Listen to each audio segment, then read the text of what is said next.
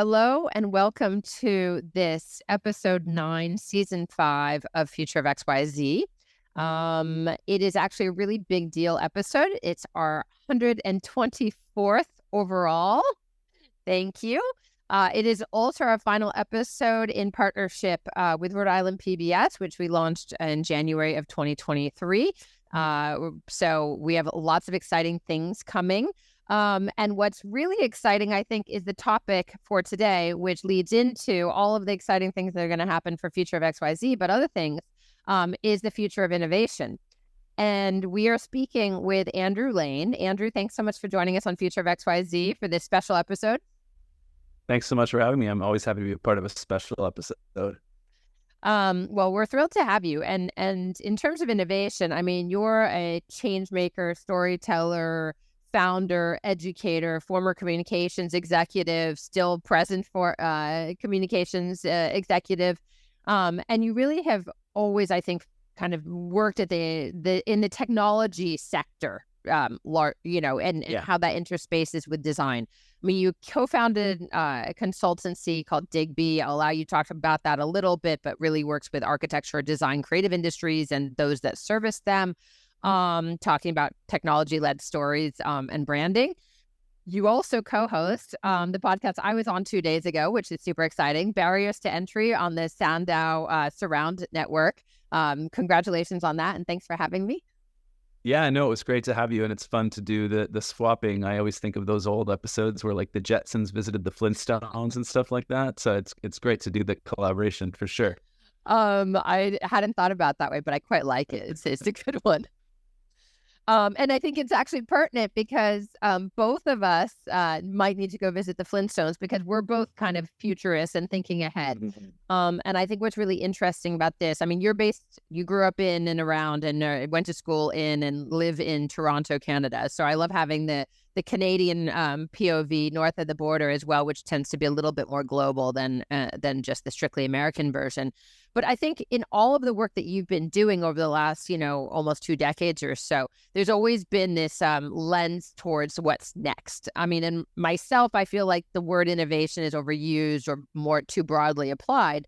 But I mean, I think innovation is probably in my blood too. And I think of it as kind of the necessary change and risk taking that happens in the world.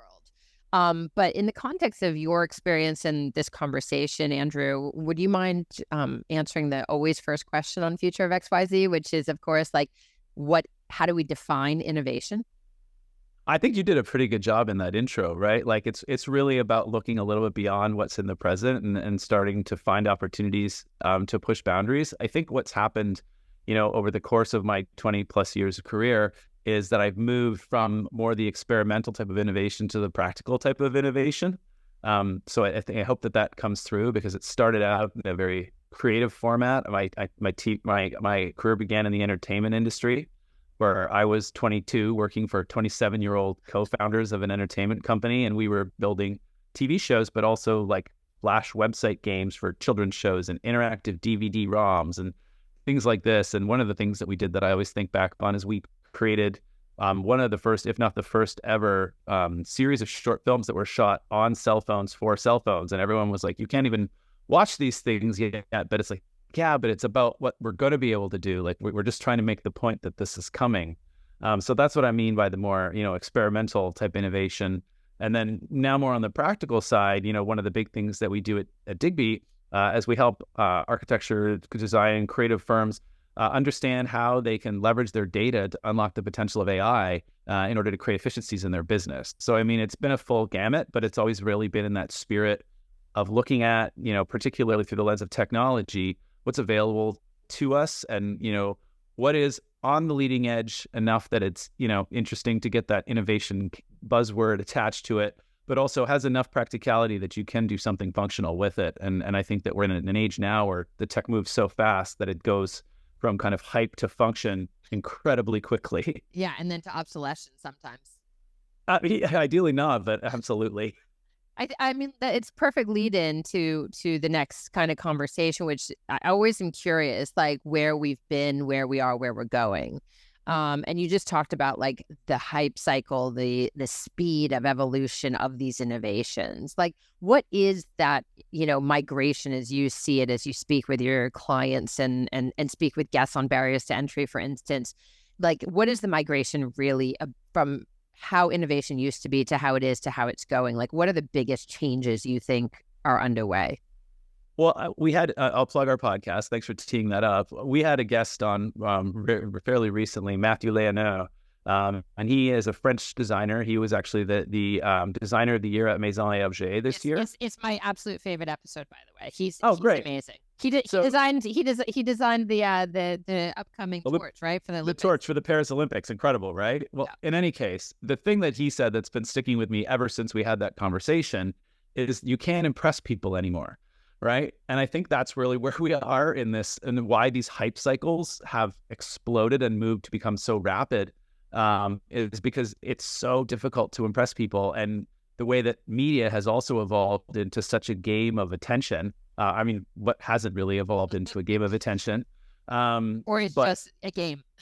Sure. But as people are vying for that attention, and this particularly comes through in the way that things are covered in media, if you can excite people, even for a minute, it gets milked so hard that we see these massive hype curves. And we've seen, in the last basically 3 years, we've seen NFTs, metaverse, and now AI boom and to most extent bust really, really quickly. We continue to be interested in the underlying technology of all three of those, but the media has long moved on from Bored Ape Yacht Club, has long, even Mark Zuckerberg to some extent has moved on from the primary storytelling around the metaverse. And now we're in the moment of AI, which I do think has a lot more staying power, and we can get into some of the reasons why.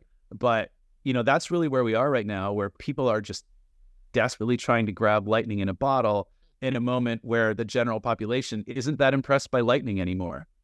It's interesting. I was going to ask, like, do you think this hype cycle and the speed of what we'll call innovation or progress or change or whatever this is that's happening, this like searching for lightning in a bottle, in some ways it's very commercially motivated, right? Everything we've just talked about. But there's, you think about like the fire or the wheel or the printing press or the steam engine. Like, these were massive innovations that changed the world and humankind and our experience on this planet.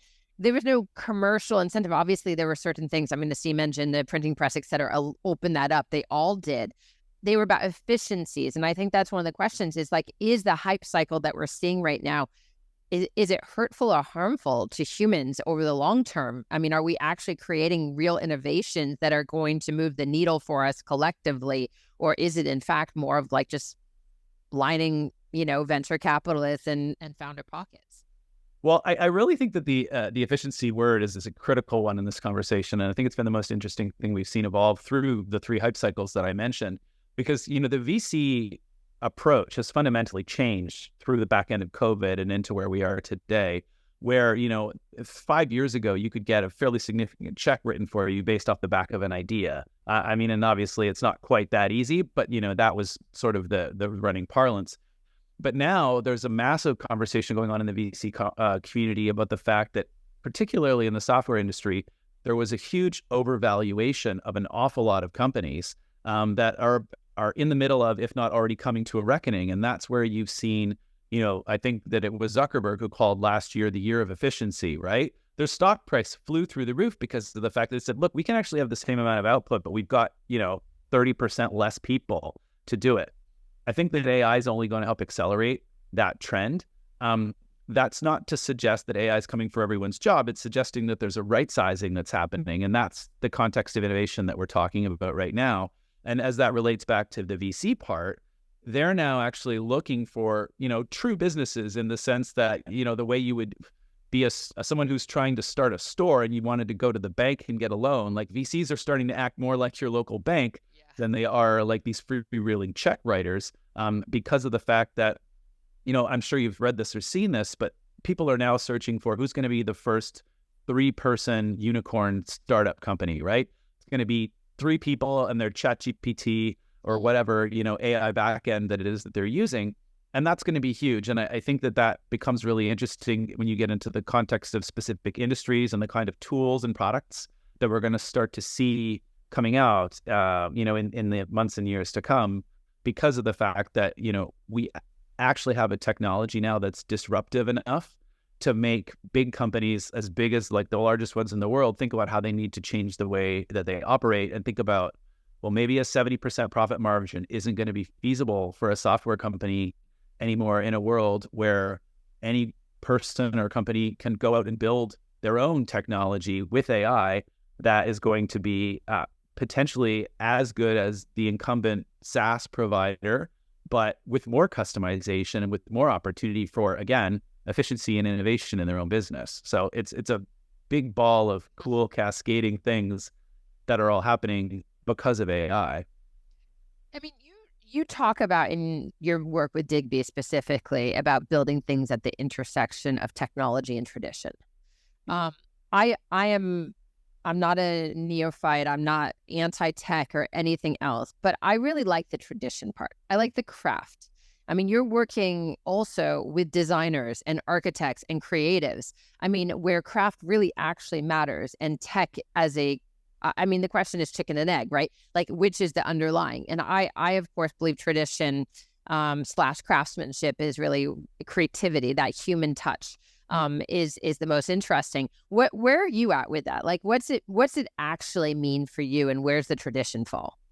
Yeah, I think you said that really well. So a bit more into my backstory. Like, I'd always been on the digital side of things. The artifacts that I created, started out in entertainment. So like maybe some videotapes were in there at a certain point in time. But like throughout my career, I was never really making physical things. I was, creating ads and creating this and creating that, and it was all very digital, all very technology driven. And so Digby and it really came about through meeting my wife, and she had been in the luxury furniture industry for over a decade, and there was something when we started talking about actually going into business together that was really like romantic and exciting to me, about the fact that like this is someone's favorite chair, or like, something that someone will keep in their home and pass down to family members for years to come, or like the experience of walking into a beautifully designed space, right? Like all of those things were things that, as someone who has always fancied themselves a creative, they were always very like interesting and emotional for me. Like I've always loved going through a museum, or some of those very creative, physically tangible, creative things. So the idea of being able to apply kind of my own background in pushing innovation and storytelling and to some extent change management as well, to apply that to this industry where it's these people who are handcrafting these things and designing these incredible buildings and creating these incredible products, had a certain intoxication to me. So we created that tag, at the intersection of technology and tradition, to try and ground to the fact that, yes, technology is a key element of what it is that we do, and it's what we hope makes us different and important, but we never would counsel a client or never would pursue something driven just by technology at the expense of that tradition. Like, we think that that's part of what makes Digby special, and we think that that's part of, how you maintain humanity in a time when technology is accelerating the way that it is. And that's something that I think, myself, my wife, everyone who we work with are all really passionate about as well. And in terms of like your going backwards in your backstory, I mean, you were at a communications firm I know well, Weber Shadwick, from like 2010 to 2016, which is really kind of like the evolution of Web 2.0. Mm-hmm. I have a question about that. And then I want to actually come to get a definition of these like jargony Web 2.0, Web 3.0 things. But like that experience at Weber, to me, is interesting because during this time, like, so, the iPhone's been introduced, all of this technology is regularly being utilized, but it's just what we talked about before. It's just rapidly exponentializing.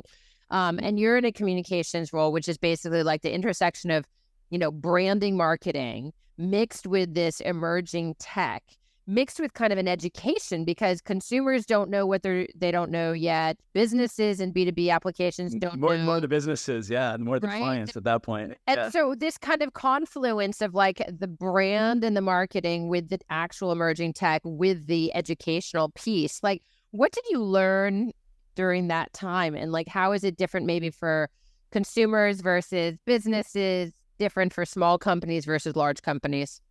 Yeah. So, I mean, nothing probably was more formative to the ideals behind why we created Digby as my time at Weber Shandwick, for the reasons that you just stated, right? It was a time of this really rapid evolution. It just so happened that it was called Web 2. We didn't ever call it Web 2 that much back then, called it always just social media. And that's when that stuff was all taking off. And I'd been doing that independently, working with some independent clients for a little while. And through that, I came to meet, one of the leaders at the Canadian arm of Weber, and became, one of the first 10 or so digital focused specialists within the North American, and really, for a lot of ways, the global firm. Like, Weber's really grown a lot since I joined in 2010, and it's really impressive. And I still have a ton of ex-colleagues who are there, and lots of other really exciting places too. It's really interesting to see how formative that experience was for so many. Of those first, like I remember I started, and this is maybe cool for you because you were just there, but I started days before South by Southwest in 2010, and immediately was on a plane to Austin to sit down to a breakfast with all of the other digital leads from the major US markets, and really just kind of dove in. And, from there, it was just a ride that hit a lot of the notes that you're describing, right? The consumers are always going to move faster, and that was very much the case at this time. People were diving into these social platforms and starting to do things and interact and spend time there. And then it was a bit of a mad scramble from brands to say how to catch up. I probably showed up at Weber Shandwick, and big firms like Weber Shandwick really grabbed onto this at the fast follower moment. So some of the early brands had already done some things, like, there was already big case studies in like brands like Oreo and Coca-Cola already had these crazy stories of how many likes they had on Facebook and things like that. But as it evolved and got, again, from the experimental to the practical, we started doing really interesting things, like working with brands on crisis communications inside of the social media context, like what happens when you get attacked on Twitter and how do you react to that as a leadership team. And we actually built a simulator that we would tour around and go into large organizations and do day-long simulations with them of how they handle, or in some cases, how they prep. If they had an upcoming legal case that they knew was going to get out into the media, how did they prep for what was going to happen on social? So doing a lot of interesting stuff like that. And then probably the other really big one was navigating the change from social being a get some likes and talk to becoming an ad platform, because that, was something that was paradigm changing probably for the world in a lot of ways. But at that moment in time, it was really interesting working in a business like that, because we really seized it as an opportunity to say, okay, well, we used to like write press releases, but now we're actually doing paid media, because the transition from saying, well, we handled your press releases, so we should handle the way you talk on social media too, to quickly into, okay, now this is a paid platform and you still need to talk that way, even though they're ads now. There was a really interesting evolution that happened in those 6 or 7 years that I was there, in particular. And I think the most exciting thing was working through it with the businesses who were trying to understand the implications of what it meant to be out on the edge like that all the time. Yeah, no, I imagine. So do me a favor, because I want to dive into like a really quick, high low. But will you do a really quick definition of how you see Web 2.0 versus 3.0, and when they broke? Well, if you believe in such things, by the way. There's an argument that Web 2 was broken from the start. And we're still suffering from it. But I mean, Web 2 was really just this idea that, like, Web 1 was just like the idea that we were on the internet, whereas Web 2 was this idea that we could become a lot more social and connective while we're there, and that we have this new level of openness. But at the same time, the platforms that were allowing us to do that were, for large part, they were closed, right? So Web 3 is really a bit of a reaction to that, in terms of just continuing to open up the web, continuing to create layers of transparency, with the blockchain really being one of the key tenets of that, of saying, like, let's use the fact that the internet can be this open place where information can be exchanged, where efficiencies can be created, where traditional old systems can be reimagined. And I think that's really a lot of the hope around the early days of Web 3.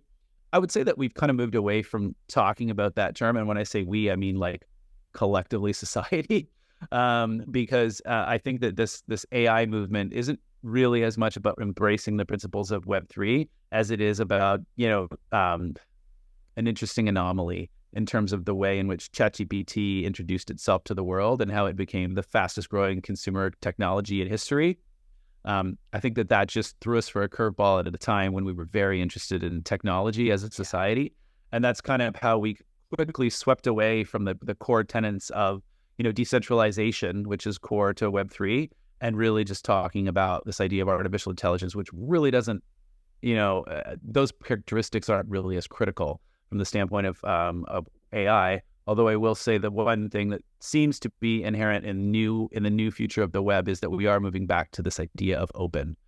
Even Facebook or Meta is being very, very open about the fact that they want to share all their notes and not create a closed model for the future. I'm not gonna pick up the Meta conversation. I have lots of strong feelings on that one. But let's do a quick fun game, Andrew, because I think, as we kind of look towards the future and innovation, I mean, we focused a lot on technology. This is like your wheelhouse, right? But innovation happens beyond that. But let's quickly do a quick deep dive on the technology side. I want to do a rapid fire, like, how are you betting on it? High, low. Okay. Cool. So some of the most hyped innovations at the moment, you just talked about AI. So let's start there. AI. Oh, very high bet on AI. Yeah. I'd go all in. Blockchain. I'd say it's a strong bet. It's a stay. Okay. Can I have a stay? You can have a stay. MedTech. So well, like if you bring AI into it, that's a definite high. I think that med tech, but also personal health, right? Like the ability for people to take different types of control of their own health. So if you're talking about like big pharma, I think they're going to be hurt by AI, generally speaking. I think that's reasonable. The metaverse. I mean, also in full disclosure, you have an interior design metaverse architecture and design award that you are involved in. So I'm going to guess what I know, but like the metaverse. I'm holding on metaverse. It's less about metaverse as a concept, and it's more about this idea that the web is unflattening. It's about the idea that people would rather experience things in 3D, and there's a whole bunch of different benefits to that, from learning and training to shopping, all across industries that we're already seeing really great examples of. But I think that element of it is only going to exponentially grow as we see the web kind of get reimagined with more bandwidth being made available from just improved processors and all those things. And all the rest of it. Yeah. Exactly. Yeah. Access. Mass personalization. Oh, that's a big buy. Yeah, for sure. Very high. I think that's one of the biggest things about AI. I'm a firm believer that we all are going to have personal assistants in the not too distant future that are actually really good. And that to that health point earlier, that people are going to actually be able to take care of a lot more of preventative and proactive health rather than looking to drugs after you have a problem. Yeah. You'll be able to better understand your body.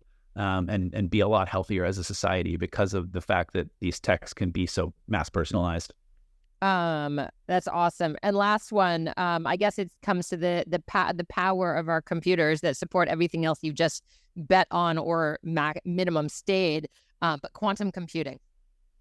Oh, quantum computing. Quantum computing is a little even outside of my nerd wheelhouse, but it's really this idea that we're going to be able to exponentially increase the ability to compute, right? So when you think about all these things that we're going to start relying on computers for, I think that quantum computing is going to be critical back into that. So I guess I'm buying even higher. I thought there was going to be something I might go low on, but I'm a real optimist around all of this tech. So yes, buying high across the board.